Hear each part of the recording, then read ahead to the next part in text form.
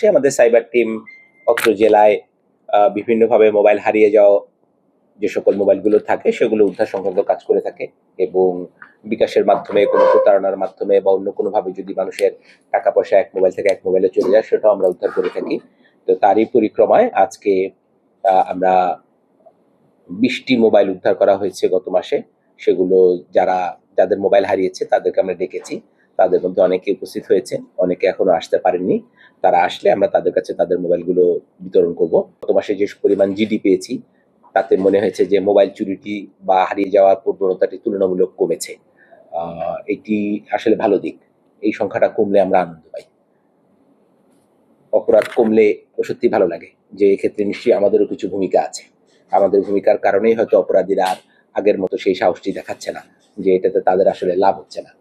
তো আমাদের এই কার্যক্রম অব্যাহত থাকবে।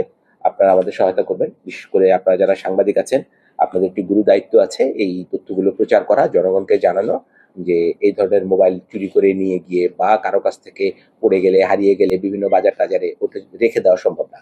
এগুলো তার মালিকের কাছে ফিরিয়ে দেওয়াই উত্তম।